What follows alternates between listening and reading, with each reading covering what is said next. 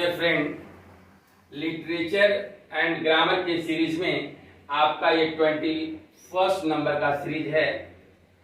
तो अब मैं ऑप्शन न दे करके सीधे क्वेश्चन के बाद आंसर दे रहा हूं टारगेट पॉइंट को लेकर के, और इससे मुझे लगता है कि आपको क्वेश्चन सस्टेन करने में बहुत ही हेल्पफुल होगा। तो आइए हम क्वेश्चन पे चलते हैं। इन दिस प्ले, इस नाटक में there is conflict between, there is a conflict होगा, there is a conflict between the old established aristocracy and uncultured new rich manufacturing class of London society. Hillcrest and Hornbill, respectively, aristocracy and poverty, respectively, which play of Galsworthy is it? तो आप देखेंगे, आपको main point एक बार देखिए, इस question से एक और लाभ मिलेगा। जो कैरेक्टर हैं हिल क्राइस्ट और हॉर्नबिल, हॉर्न ब्लोअर, इनको भी आप ध्यान में रखें कि ये किस प्लेस से बिलोंग करते हैं। और दूसरी बात, जो कुलीन तंत्र और जो गरीबी की बात अलग अलग किस नाटक में की गई है, ये भी आप ध्यान दें। तो ये आपका आंसर होगा इसकी द स्कीन गेम। ये द स्कीन गेम का है, इसी प्ले से। और दो कैरेक्टर हैं हिल क्राइस्ट और हॉर्न ब्लोअर, इनको भी आप क्या करेंगे, दिमाग में रखेंगे। सीधे सीधे देखिए, एक ग्रामर से क्वेश्चन है। Write the opposite of guzzle, GUZZLE। Guzzle का मतलब होता है, गल्प भी होता है खाया जाना, यानी लालची की तरह, एक तरह से कहिए भरपूर भोजन मिलना, और उसका अपोजिट होगा भूखों मरना। तो ये है आपका खाया जाना, खाया जाता है यानी भोजन का मिलना, भोजन का भरपूर मिलना, और स्टार्व का मतलब होता है भूखों मरना, भूखों मरना। ये रहा आपका अपोजिट। आइए हम लोग अगले क्वेश्चन पे चलते हैं। तीसरे नंबर का क्वेश्चन है, आप देखेंगे इडियम से है, टू बी ऑन क्लाउड 9। आप देखेंगे टू बी ऑन क्लाउड 9 का मतलब क्या है, to extremely happy, to feel lucky, to experience the feeling being intoxicated, none। तो माय डियर फ्रेंड, आपको पता है टू बी इन क्लाउड 9 यानी ऊंचाई पे उड़ना, आकाश में जाना, आकाश में होना, ऊंचाई पर होना, यह आकाश प्रूव करता है। देखिए, to extremely happy, to be extremely happy, बहुत ज्यादा प्रसन्न होना। और देखें, इट वॉज क्लियर, यह स्पष्ट था दैट कि his friend had connived the boy, उसके दोस्त ने क्या किया था, कॉनिव किया था, उस लड़के को बढ़ावा दिया था, उकसाया था। तो कॉनिव के साथ देखिए दो प्रीपोजिशन लगता है आपका। कॉनिव के साथ अगर एट लगता है तो थिंग होना चाहिए, और अगर पर्सन है तो विथ लगता है, पर्सन है तो विथ लगता है, वही एंग्री के साथ जो कमीशन बनता है। तो आपका इसका देखिए बढ़ावा देना, कॉनिव का मतलब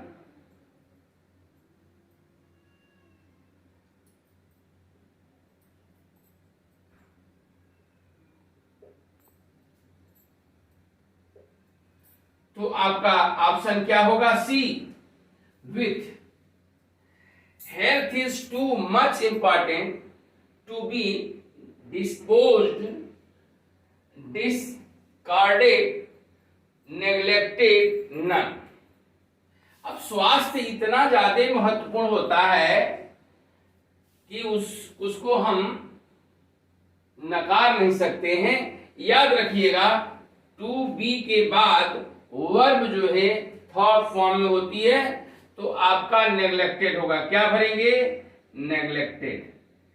इसको नजरअंदाज नहीं किया जा सकता, यानी स्वास्थ्य के प्रति सचेत रहना चाहिए।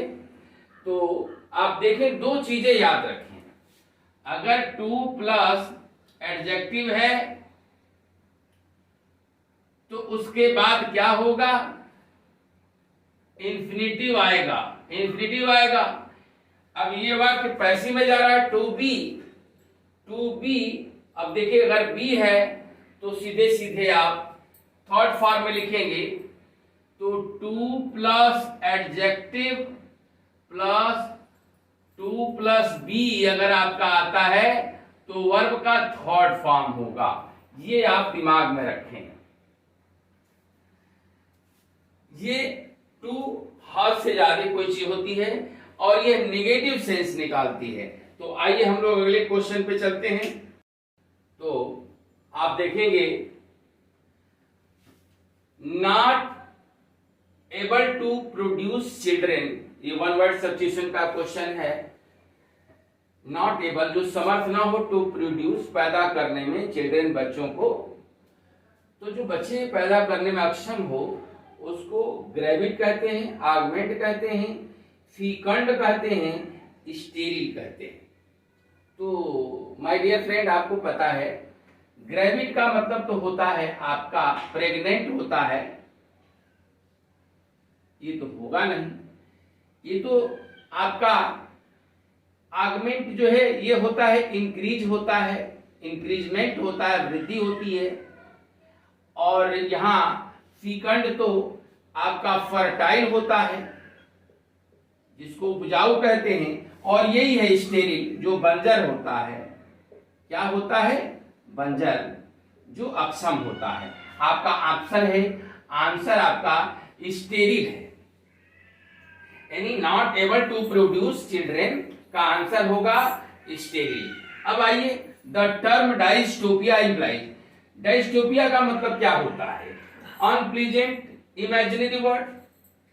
देखिए, दुखदाई और काल्पनिक संसार, सुखदाई काल्पनिक संसार और सुखदाई वास्तविक संसार, नन, कोई नहीं। आपको पता है डायस्टोपिया का मतलब होता है अनप्लीजेंट इमेजिनरी वर्ड, और इसका अपोजिट हो जाता है स्टोपिया, जिसको रामराज्य कहते हैं, यानी प्लेजेंट हो जाएगा। लेकिन यहां आपको डायस्टोपिया का मतलब देना है, तो डायस्टोपिया का मतलब होता है अनप्लीजेंट इमेजिनरी वर्ड।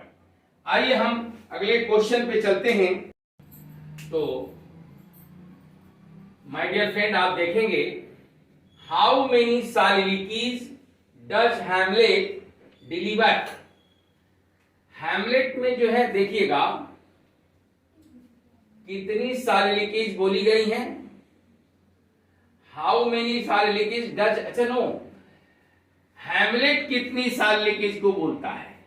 वैसे तो टोटल soliloquies हैमलेट में 9 है। हैमलेट में कुल 9 soliloquies बोली जाती हैं, लेकिन हैमलेट केवल 7 बोलता है। हैमलेट केवल क्या करता है? 7 soliloquies बोलता है। अब देखिए, और एक ओफेलिया बोलती है और एक soliloquy आपका क्लॉडियस बोलता है। कुल 9 है, लेकिन यहां केवल कह रहा है कि हैमलेट कितना डिलीवर करता है, इतना बोलता है, तो वो है 7।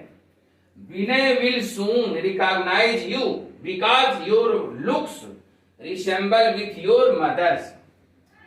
विनय शीघ्र ही आपको पहचान लेगा, बिकॉज, क्योंकि, योर लुक्स, क्योंकि जो आपका जो लुक है, आपका जो अपीयरेंस है, वह बिल्कुल रिसेंबल देखिएगा विथ योर मदर तुम्हारी मां से मिलता जुलता है, विथ योर मदर तुम्हारी मां से मिलता जुलता है। तो माय डियर फ्रेंड, आपको पता है कि कुछ वर्ब ऐसे होते हैं जो अपने साथ हर हाल में प्रीपोजिशन नहीं लेते हैं और उसमें आते हैं आपका रिसाइड है, आपका आर्डर है, एडवाइज्ड है, इंटर है, रीच है। तो रिसेंबल के बाद आपका कोई प्रीपोजिशन नहीं होगा और यही आपका एरर है, सी वाले में आपका एरर है। I am content what I have, मैं उस चीज से संतुष्ट हूं जो मेरे पास है, जो कुछ मेरे पास है मैं उससे क्या हूं, संतुष्ट हूं। तो आप देखें माय डियर फ्रेंड, कंटेंट के बाद क्या प्रीपोजिशन लगने वाला है, तो फॉर, बाय, विथ, टू। तो आपको बता दूं कुछ वर्ब ऐसे होते हैं जो अपने साथ क्या लेते हैं, देखिएगा, हाँ, विथ प्रीपोजिशन लेते हैं, कंटेंट के बाद विथ होगा। और आप आइए यहां कुछ मैं आपको दे देता हूं, देखिए किसके किसके, एक फार्मूला बनाया हूं, PSDCTL, आप देखें PSDCTL, हालांकि जीपीएस कर दीजिए, जीपीएस, देखिए जीपीएस, DCTL, ये इनके साथ कुछ वर्ब हैं जो विथ लगाते हैं। अब मान लीजिए जीपीएस में आपका हो गया ग्रेफाइड, ग्रेटिफाइड हो गया, आपका प्लीज्ड हो गया, आपका चलिए यहां चार्म्ड हो गया, यहां थ्रोन्ड हो गया,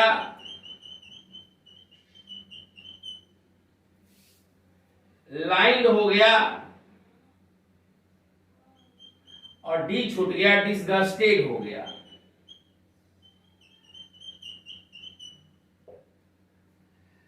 इन सबका मीनिंग जो है क्या होता है, एक देखिए सेटिस्फाइड छूट गया, सेटिस्फाइड, सेटिस्फाइड। तो आप ध्यान देंगे, मैं बोल दे रहा हूं, ग्रेटिफाइड है, देखिए जी, gratified, pleased, satisfied, disgusted, charmed, thronged, lined, इनके साथ विथ प्रीपोजिशन लगता है। क्या लगता है, विथ लगता है। एक बात और ध्यान दें, देखिएगा, ये जब पैसिव में होंगे, ये जब पैसिव में होंगे तभी लगेगा, एक्टिव में इनके साथ नहीं लगता है। तो आइए, आपका यहां पर क्या होगा, विथ होगा, क्या होगा, विथ होगा। That's all, thanks. और आपसे मैं एक रिक्वेस्ट करता हूं कि आप मेरे चैनल को सब्सक्राइब करें, लाइक करें। थैंक्स।